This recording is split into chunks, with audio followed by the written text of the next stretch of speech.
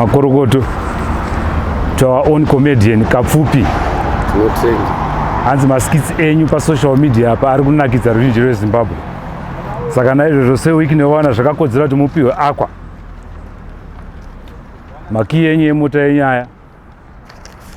Agreement of sale yenyu iyi. Bhuku renyu remotikari iri. Ndichipa